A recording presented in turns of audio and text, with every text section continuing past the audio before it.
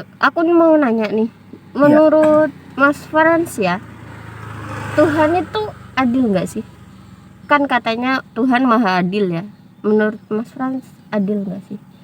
Kan ada orang yang kulitnya putih tapi ada yang hitam, ada yang rumahnya besar, ada yang nggak punya rumah gitu.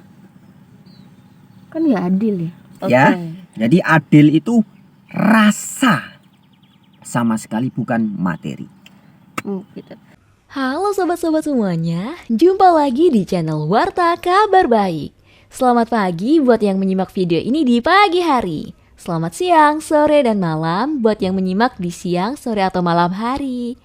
Sobat-sobat, video-video di channel Warta Kabar Baik ini hanya dikhususkan bagi jiwa-jiwa atau orang-orang yang berpikiran terbuka ya. Bagi yang tidak berpikiran terbuka, skip aja deh. Oke, terima kasih semuanya. Jangan lupa subscribe, like, komen, dan share ya. Rahayu Sakung Dumadi. Semoga segala makhluk berbahagia. Oke, nonton ya. Hai. Itu sudah hidup. Iya, sudah. Oke. Halo teman-teman. Hai. Oke, aku nih mau nanya nih. Menurut Mas Frans ya, Tuhan itu adil nggak sih? Kan katanya Tuhan maha adil ya. Menurut Mas Frans adil nggak sih? Kan ada orang yang kulitnya putih tapi ada yang hitam, ada yang rumahnya besar, ada yang nggak punya rumah gitu. Kan nggak adil ya. Harusnya sama aja semuanya, warnanya sawo matang gitu, tengah-tengah. Oh iya. Oke. Sip. Wah ini keren. Kok bisa nanya gitu?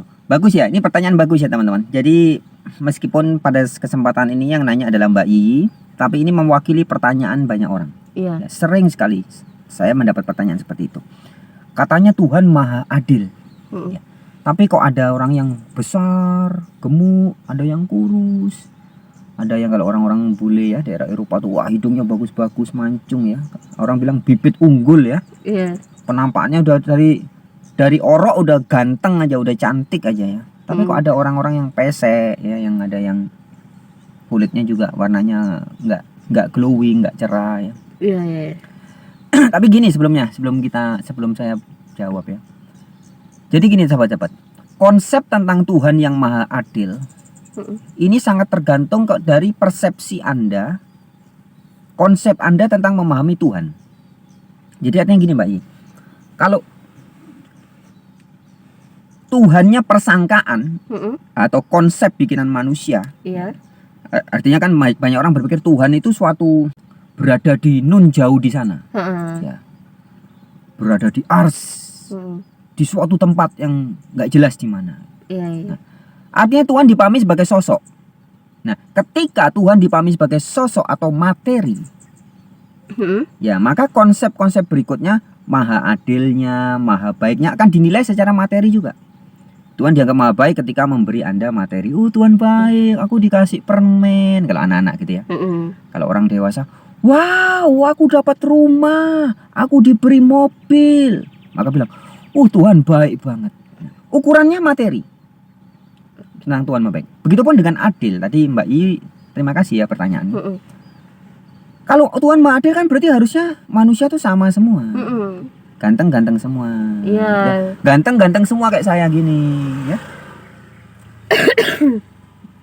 Ya. Iya. Cantik semua kayak itu. Bukan kayak ini. Enggak apa, bercanda ya, bercanda. Oke. Cantik juga kok ini. Ya.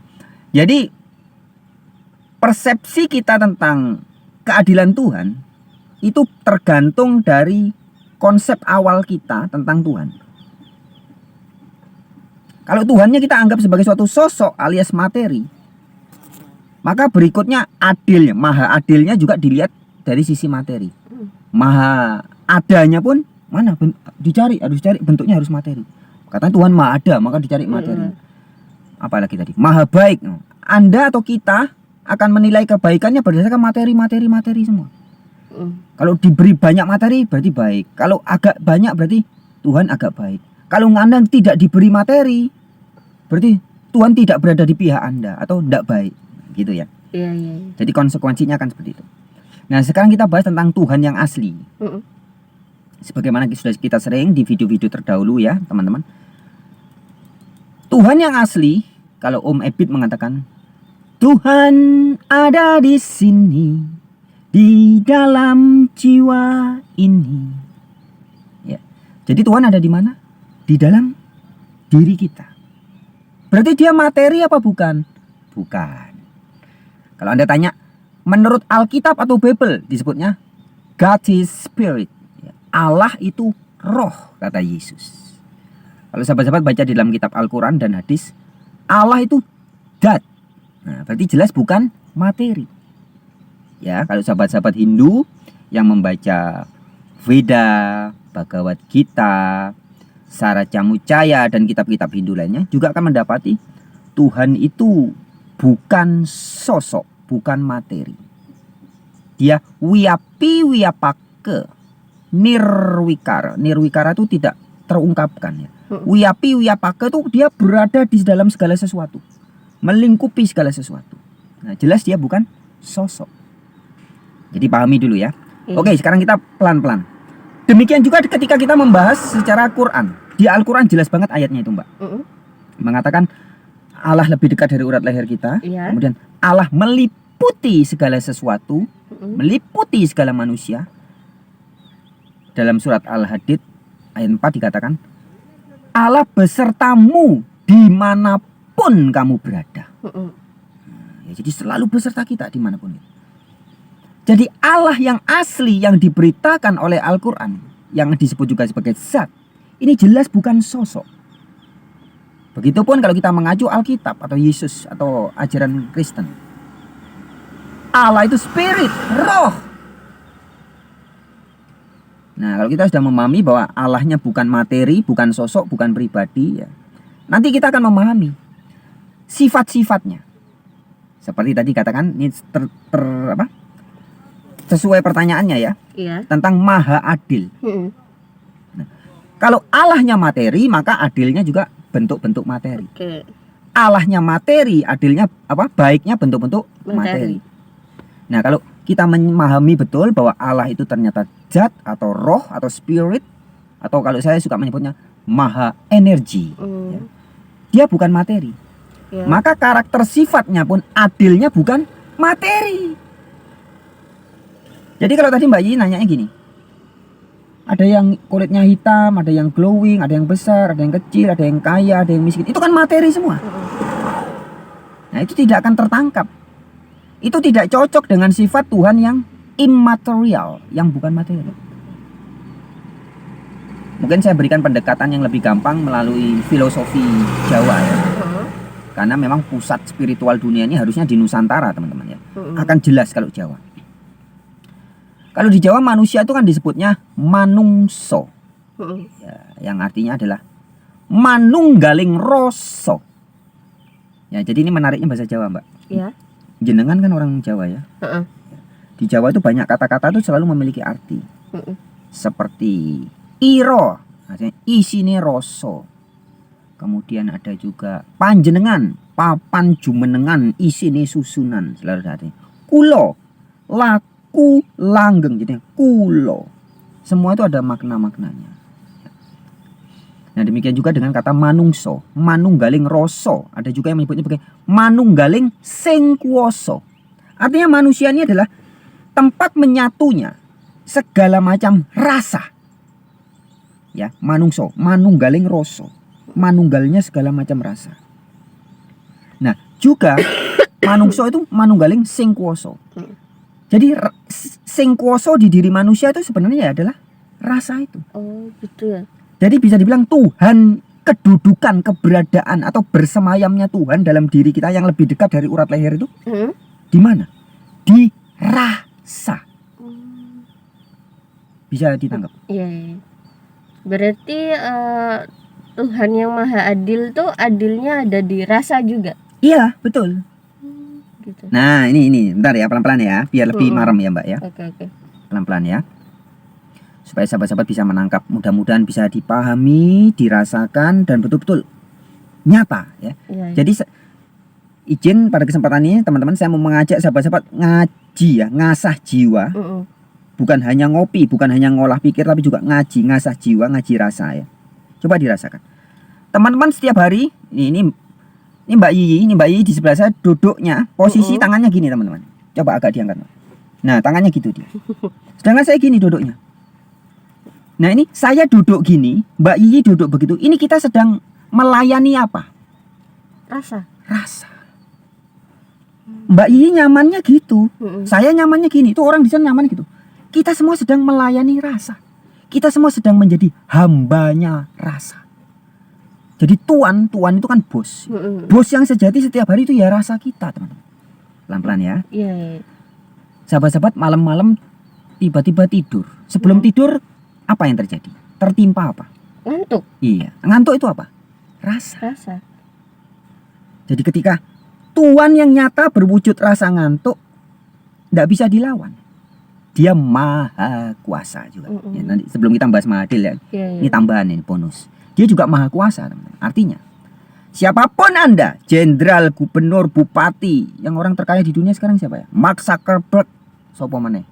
Siapapun orang terkaya di dunia, ketika tertimpa rasa ngantuk, dia tidak bisa melawan.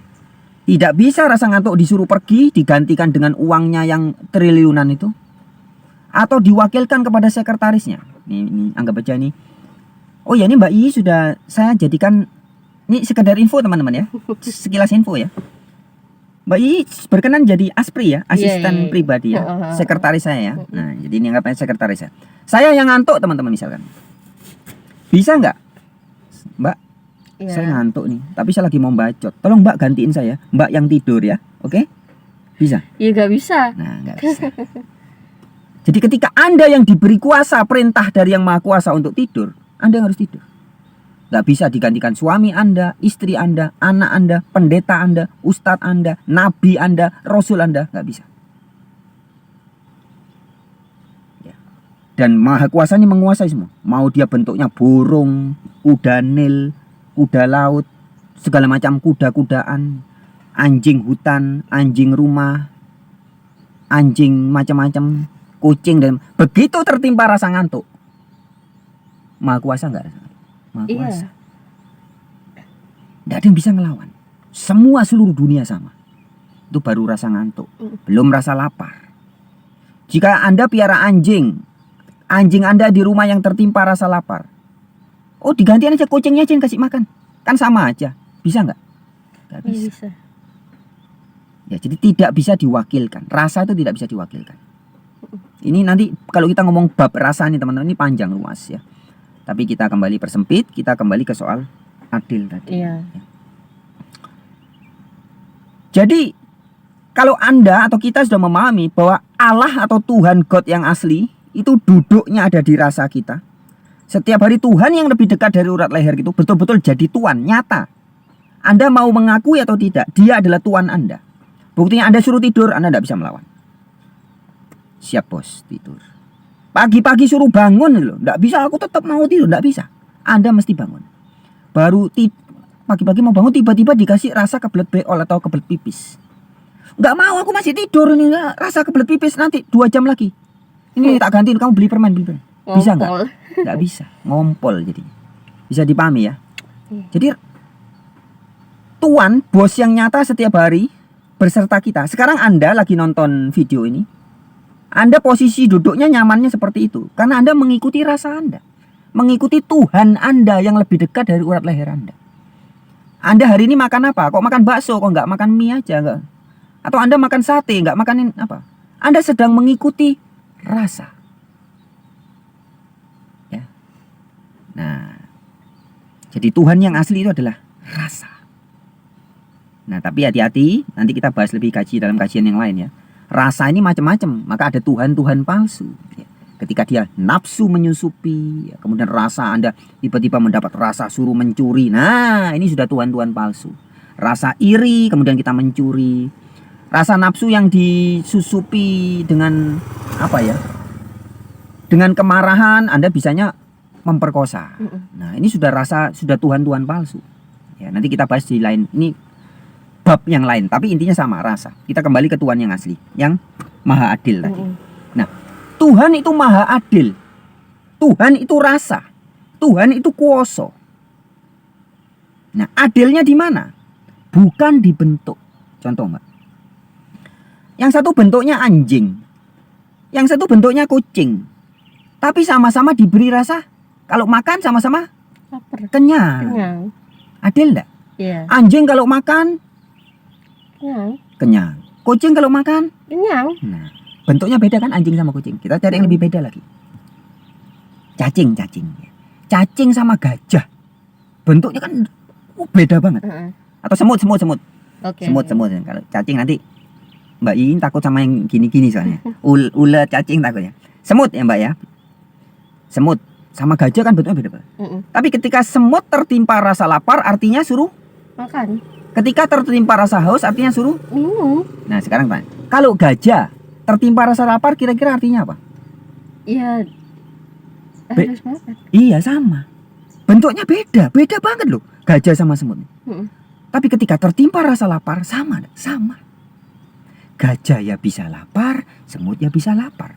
Gajah juga bisa kenyang, semut juga bisa kenyang. Karena dia gajah, nggak bisa kenyang-kenyang. Enggak kan? Tetap adil. Iya. Nah bisa ditangkap ya. Itu saya kasih perumpamaan yang ekstrim. Sekarang ke manusia. Ada orang ganteng seperti yang ada di layar gadget Anda itu, yang sekarang lagi bacot.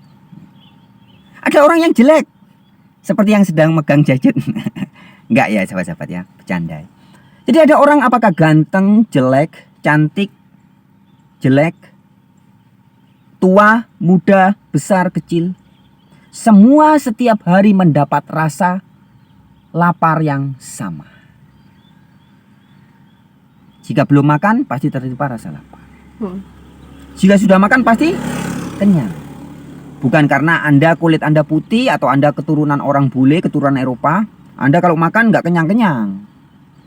Karena kita orang Asia makan sedikit sudah kenyang. Tidak. Ya, semua sama. Kemudian anaknya orang kaya. Anggap aja kita pinjam nama ya. Apa? Anaknya Raffi Ahmad. Siapa tuh yang mana? Rafathar. Ya, anaknya Sultan Andara. Dia untuk seneng itu harus mainnya mungkin mobil-mobil yang mahal, remote yang mahal, main air di waterboom ya. Wah, bisa seneng dia kalau main di waterboom.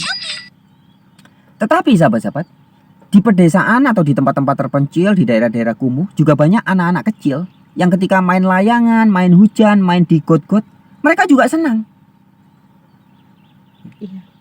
Materinya sangat berbeda. Rafathar anaknya Sultan Andara, untuk senang dia butuh permainan yang bayarnya mahal. Tetapi untuk anak-anak di kampung-kampung biasa, dia untuk senang ya bisa main apa aja. Kaleng-kaleng bekas bisa dijadiin mainan. Tapi rasa senangnya sama enggak? Senangnya anak kecil yang senang main di pinggir pinggir sungai, main cari ikan, dengan rasa senangnya Avatar yang main di waterboom, rasa senangnya sama enggak? Iya, sama. Sama. Rasa senangnya dulu sama. Bentuknya beda banget. Nah, kalau kita ngelihat materinya, kalau kita ngukur adilnya dari materi, nggak nyambung. Adil itu kalau sama-sama main airnya di waterboom semua. Itu kan kita melihat materi. Tapi rasa yang penting.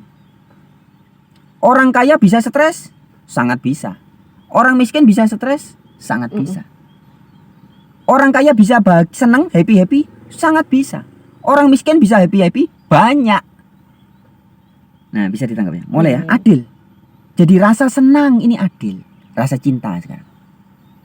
Wah, ini lebih ekstrim ya teman-teman. Izinkan saya ngasih contoh. Orang yang bahkan ya ekstrim ya, yang memiliki kelainan seksual kita sebut sebagai apa misalkan lesbong atau hombreng begitu ya. Rasa cinta mereka ketika mereka jatuh cinta sesama jenis dengan rasa cinta orang yang beda jenis, lawan jenis gini. Rasa cintanya sama enggak? Sama. Rasa cinta Anda kepada binatang piaraan Anda Atau rasa cinta Anda kepada hobi Anda atau kepada barang Anda, sama enggak rasanya itu? Iya, sama. Sama. Materinya beda. Orang Indonesia jatuh cinta dengan orang Indonesia, atau di Bali banyak orang jatuh cinta dengan orang Jepang, orang Rusia, orang Eropa, orang Amerika dan sebagainya. Bentuknya kan beda, materinya beda, tapi rasa cinta itu sama. Nah, itulah adil itu seperti itu. Jadi orang kaya bisa tidur nyenyak, bisa. Kalau enggak beban masalah.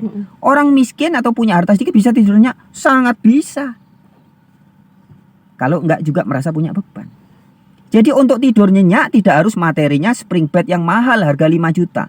Anda tidur beralaskan koran atau tidur di bawah pohon beralaskan apa? Rumput. Tergantung.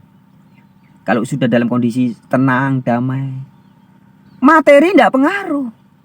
Enggak pengaruh, teman-teman. Ini saya nyata. Saya waktu di penjara 2 tahun ya, teman. Benar-benar enggak ada penghasilan. Uang itu kadang ada orang yang ngasih, kadang enggak. Tetapi ketika kita bisa membuat suasana itu happy, senang-senang, setiap hari kita penuh dengan syukur. Tapi ketika saya di luar penjara, saya dulu pernah kerja di Semarang, di Jakarta, ya, uang selalu ada. Ya. Juga sering stres. Di Bali sering stres, banyak uang. Artinya adil itu seperti itu. Materi nggak ada hubungannya. Yang penting rasanya. Sampai sini bisa ditangkap? Cukup jelas kira-kira? Atau mungkin biar tapi lebih kan jelas?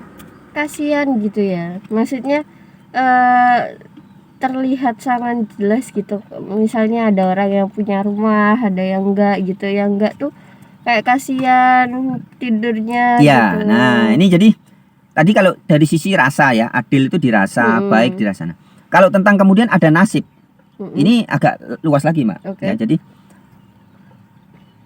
kehidupan ini kan ada past life juga ya, Iya, ada iya. kehidupan masa lalu, ada karma ya. Jadi ini ada hubungan dengan itu. Kalau sekarang ada orang yang hidup dalam kondisi lahir di keluarga miskin ya, lahirnya sudah susah, remaja susah, anak-anak susah, remaja susah. Nah, ini ada hubungannya dengan karma, ya, ada hubungannya dengan sebab akibat, Oh iya. ya.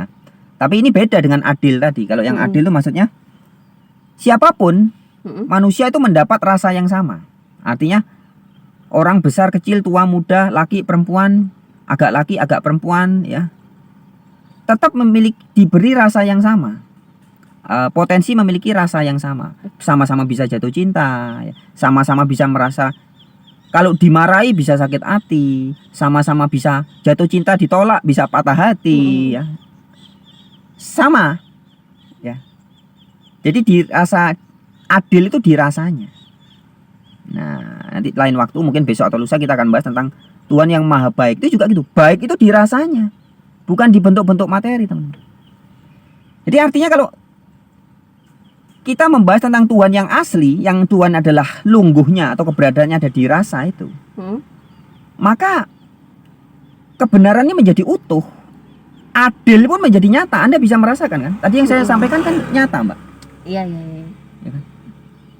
Tapi kalau seperti Mbak I tadi ngukurnya pakai materi, loh, jadi ya jelas nggak adil. Kalau kita pakai pandangan, nah, ternyata adilnya Tuhan tuh sama sekali bukan di materi. Mengapa? Karena Tuhan bukan materi. Adil itu di rasa. Ya. Anak kecil dikasih uang 10.000, wah senangnya minta ampun. Seorang pejabat atau orang bos dapat uang 1 triliun, senangnya minta ampun. Tapi kalau si bos itu dapat uang 100.000 atau 1 juta, senang enggak? Iya, Biasa aja. Ya. Nah, jadi yang satu dapat 100.000, yang satu dapat 1 miliar. Tapi rasa senangnya bisa sama jika memang sesuai dengan porsinya. Kalau enggak sesuai dengan porsinya, ya dikasih berapapun bisa merasa enggak senang atau kurang. Ya. Jadi adil itu rasa, sama sekali bukan materi. Gitu. Berarti ini ya bisa dikatakan juga adil itu selain rasa juga sesuai porsinya gitu Iya, ya. itu pasti. Oh, gitu. Pasti ya. Heeh. Jadi bentuknya wujudnya sesuai porsinya masing-masing. Tetapi rasa adilnya sama semua. Oke. Orang apapun ya, Mm-mm. orang suku bangsa apapun, pendidikannya sekolah mau nggak sekolah, apapun tetap dapat adilnya karena dirasa. Kali lagi jangan dilihat di bentuknya. Kalau di bentuknya nggak ketangkep, Mbak, bingung nanti. Lihat, ini kok ini, lu ini kok gini, mana adilnya lo? Nggak bisa. Terkacau kan. Tapi kalau dirasa itu ketangkap semua. Oh ya, karena Tuhan itu ya rasa itu. Berarti kalau setiap orang itu sudah sudah sadar akan hal itu ya, maksudnya adil yang dalam bentuk rasa dan porsinya juga enak ya. Nanti bakalan orang tuh bersyukur benar, gitu, nggak iri-irian. Benar. Ya betul. Buahnya akan ke situ. Jadi buahnya ketika kita memahami konsep Tuhannya benar dan kita bisa merasakan Tuhan yang betul-betul bersama kita setiap hari dalam rasa itu. Kemudian kita memahami adilnya juga seperti itu, maka akan jadi seperti yang Mbak Yi sampaikan tadi. Efek berikutnya itu kita akan tidak gampang iri dengan orang. Kita akan ngerti proporsi kita sendiri. Gitu. Betul sekali itu, Mbak. Iya. Sip. Bener, nggak akan lihat orang itu kaya, aku kurang ini, aku nggak Iya. punya ini gitu ya. Betul. Nah, ini ada ini keren. Thank you. Aku jadi ingat lagi. Pernah enggak dengar ada perumpamaan gini, Mbak? Ya. Jadi ada orang naik mobil ini. Iya. Sama istrinya.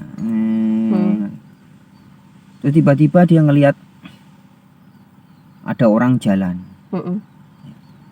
di pinggir pantai gitu berdua sama istrinya. Iya. Mereka bilang, enak ya.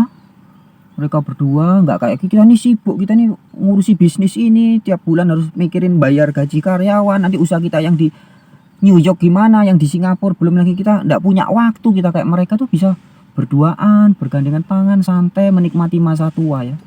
Kita ini sibuk terus. Itu dari sisi yang naik mobil. Tapi dari sisi yang jalan kaki itu, di jalan pinggir pantai, dia melihat, enak tuh ya orang kaya tuh ya bisa naik mobil sama istrinya tuh sama pacarnya tuh, enak banget naik mobil. Kita kemana-mana jalan kaki.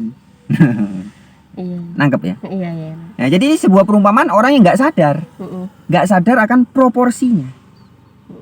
Jadi ngelihatnya keluar. Beda kalau yang jalan kaki sangat sadar, wah kita enak ya. Kita tidak punya perusahaan banyak, nggak harus bayar orang, nggak mikirin gaji orang. Itu kayak orang itu naik mobil. Mungkin dia punya mobil tapi nggak punya waktu seperti kita. Kita bisa menikmati pantai, merasakan pasir, merasakan udara. Itu kalau orangnya sadar. Iya. Nah, begitupun yang naik mobil. Kalau memiliki kesadaran, dia kan mau naik mobil, mau jalan kaki, mau naik pesawat, tetap semua dirasakan. Semua ini adalah berkah dari semesta. Jadi naik mobil dapat rasa terima kasih, bersyukur. Mobilnya enggak pernah ikut bikin. Ya kan enggak ikut bikin, bannya enggak pernah dari karetnya enggak pernah ikut nanam pohon karet. Jadi dia mensyukuri mobilnya. Bisa dipahami ya? Ketika naik pesawat terbang. Kita naik pesawat terbang kok di Indonesia kan paling bayar sekitar 1 juta, 2 juta gitu ya kalau terbang ke Jakarta mana gitu ya. Bayarnya kan pakai kertas. Iya. Ya. Orang naik pesawat dengan kesadaran dia akan merasakan bersyukur bahwa aku naik pesawat, bikin pesawat sendiri aja nih 1 miliar nggak bisa. Iya. Ya, aku bisa naik cuman bayar sekitar 1-2 juta, itu pun pakai kertasnya bikinan Bank BI. Bank BI dari pohon, nggak ikut nanam pohon. Kan kertas itu dari pohon juga ya. Iya. Jadi pikirannya bisa seperti itu. Akhirnya semuanya jadi syukur. Nah, artinya orang yang mengenal Tuhan atau yang memiliki kesadaran itu akan sama, Mbak. Dapat adilnya. Mau dia posisi secara fisik materi dia cuma naik sepeda ontel ataupun dia naik mobil, rasanya tetap sama-sama enak. Naik sepeda ontel, saya kalau sepedaan pagi-pagi atau sore itu kan saya naik itu tiba-tiba di atas aspal yang bagus.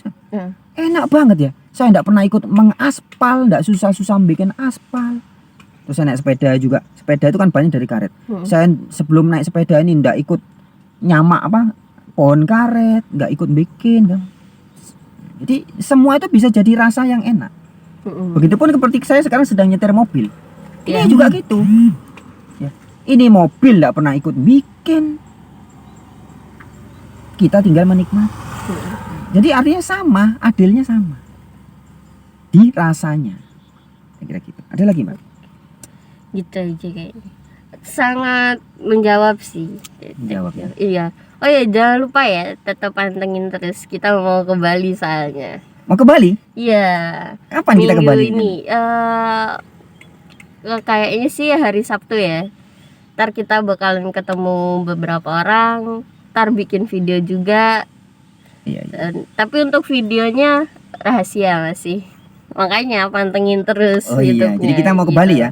Pasti Iya. ya, fix ya? Fix ya? Iya. Fix ya teman-teman. Kita mau ke Bali, mungkin kita mau ketemu beberapa orang, kita bikin video, ya nantilah, kita nggak tahu ya. Hari esok itu yang jelas setiap hari Tuhan selalu memberi kita anugerah ya Mbak I ya. Kita diberi berkat, kita diberi banyak hal-hal baru. Iya. Dengan keadilannya Tuhan melalui bentuk rasa. Ya nanti kita mau ke Bali, kita berangkat ke Bali itu kan berarti kita juga mencurahkan pikiran, ada tenaga juga. Pasti kita dapat adilnya juga. Iya. Ya jadi kalau Anda mau menikmati di rumah sendiri juga bisa. Ketika nyapu, nyuci piring sambil bersyukur bisa. Tapi ketika Anda keluar dari rumah ada usaha sedikit, keluar misalkan mau jalan ke pinggir sawah, dapat rasa yang agak berbeda. Jadi itu juga termasuk adil, Mbak. Sesuai tema kita. Iya. Nah, sekali lagi teman-teman, terima kasih tadi Mbak Yi diingatkan kita mau ke Bali. Tentunya kita juga akan mendapat keadilan-keadilan yang lebih lagi. Oke, cukup mungkin sekian. Cukup. Oke teman-teman, sekian dulu video kali ini. Kita sampai jumpa lagi video-video yang lain di perbincangan-perbincangan tentang fenomena kehidupan, spiritualitas, dan kesadaran manusia. Oke, jika video ini teman-teman merasa baik, seperti biasa silakan bagikan kepada sanak, family, tetangga, handai, tolan. Dan yang belum subscribe silakan di subscribe ya teman-teman. Oke, Mbak I silakan bisa pamit. Dadah. Dadah.